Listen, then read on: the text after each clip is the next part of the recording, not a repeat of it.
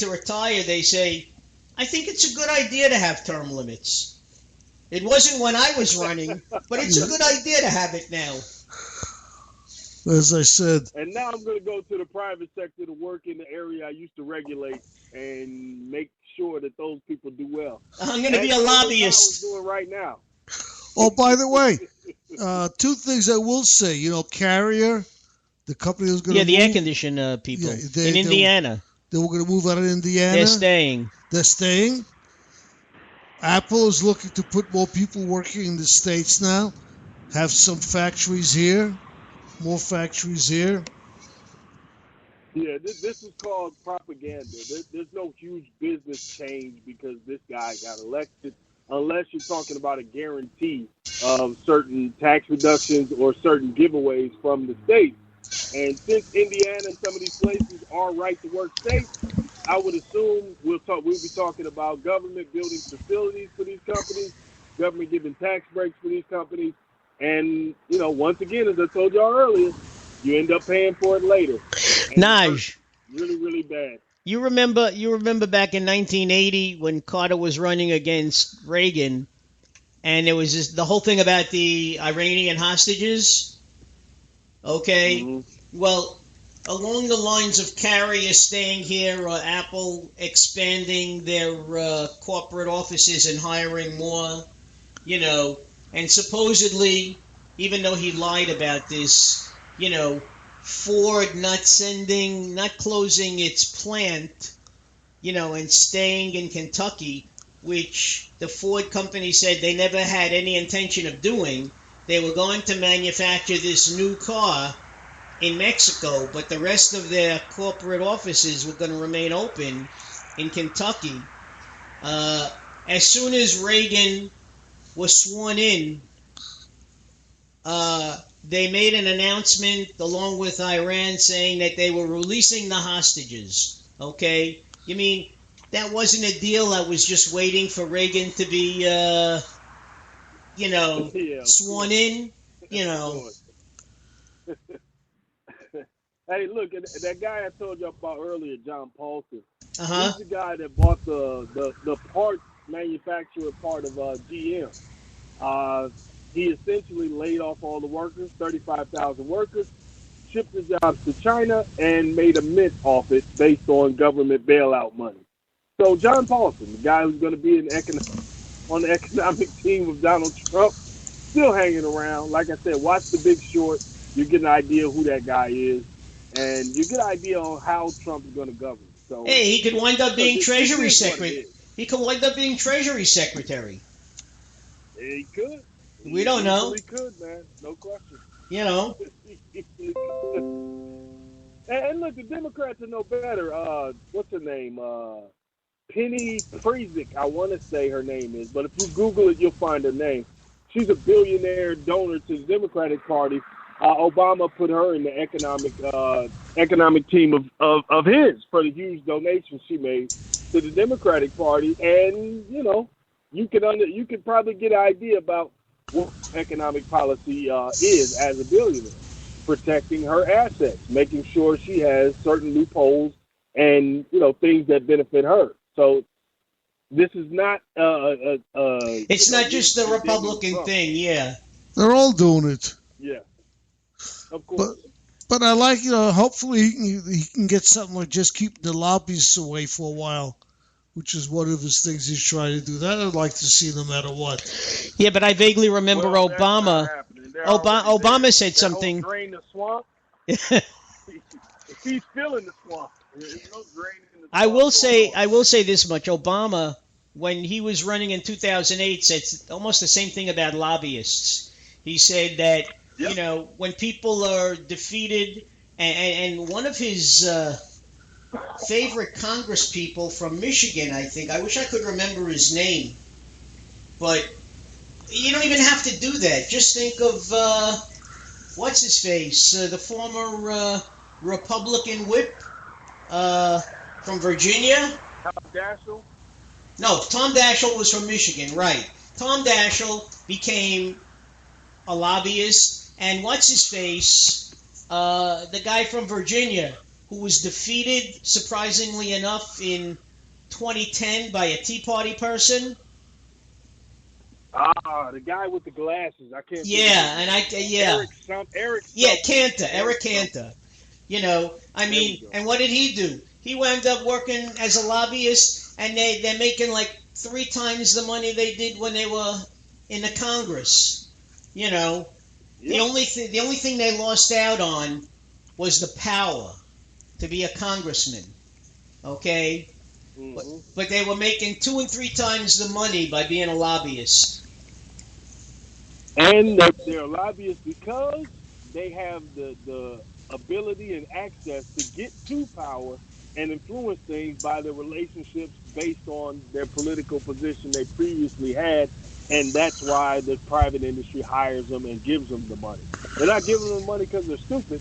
They're giving them money because they can bring back much, much more than what they're spending on their salary. You know what that and you know what that reminds me of? That reminds me of way back in the 50s when ball players, used to work for insurance companies and car salesmen, auto companies. Yeah. They would use the guy's name to bring the people in, and all the guy had to do was show his face and he collected a check. But other than that, he had no responsibility at all. Yep. That's it. That's it. Yeah, a lot of companies made their name that way, man. Yes. That was huge back in the day. And still to this day, when you consider consumer products, this is Black Friday. So the amount of people who went out today to buy TVs and athletic shoes and phones and all those things, you're going to get a celebrity endorser to get people to buy it. So same concept. Yeah, but I wonder how many people, it's like it actually did research and said, wait a second, last year or a year and a half ago, how much was this item selling for that they could say the price is slashed 50%? Technically, you could wind up paying the same exact amount that it was, and you're not saving anything. It's just that people see. Hey, look. LeBron James is the biggest endorser of Samsung phones. Does LeBron James have a way of explaining to you why those phones were exploding last year and they had all those problems with them? No. He's a celebrity endorser, and it worked. They cut into Apple's share of the phone industry. Well, I'll tell you. Same old, man. I'll tell you one thing. I'm sure LeBron James didn't have that phone in his pocket. I bet he did. I bet he had the good one. I'm sure he did. Anyway. Yeah. You guys have a good night, man. Right.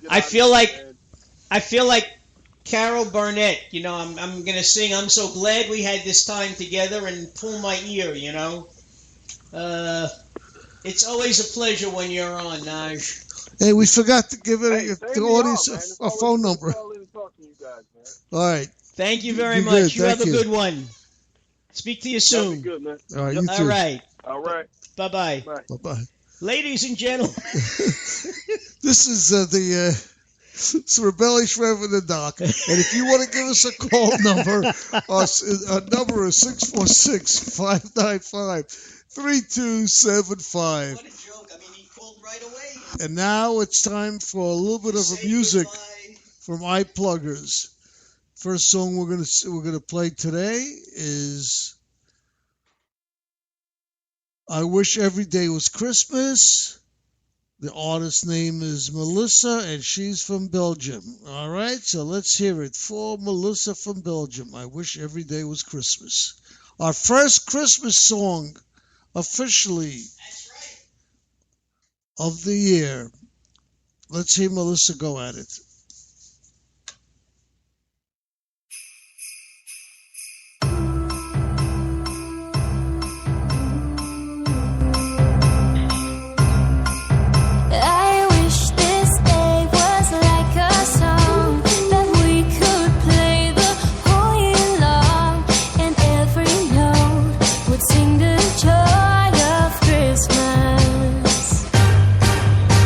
Please send a make my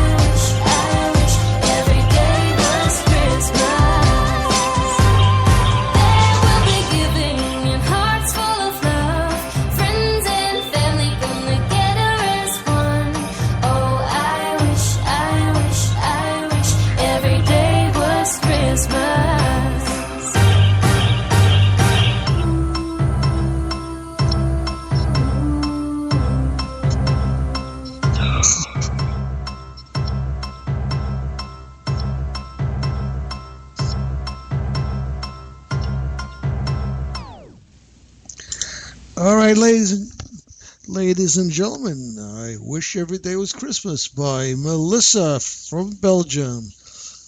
And the next song we're going to put on is On This Sky, One Sky Above by Eamon BK. Eamon is from, where is Eamon from? He's from the United States. All right, ladies and gentlemen, here we go. Eamon BK, One Sky Above.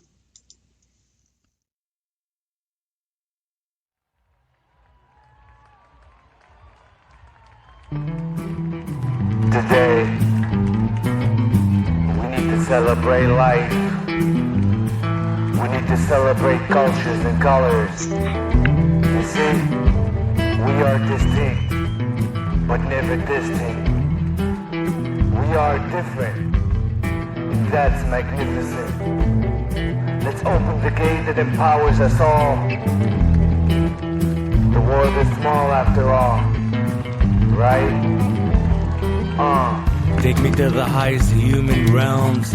Take me where only the love overwhelms. Fly me around the world without a visa. Let me witness the grace of Tunisia. Let me savor the pyramid of Giza. One way to Rome, one way to Pisa. Feel the sand of Sahara. Soak my soul in Niagara. Climb the highlands with some guidance. Sail the Caribbean islands. Salute the elders for their blessings. Embrace the beauty of essence. Difference is in melody. Peace is in unity. Tolerance is unity for the sake of humanity. One sky above. Long live the dove.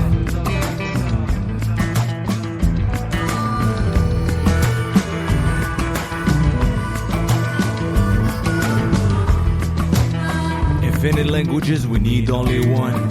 Love always makes it a better run. Packed with passion and thirst to explore.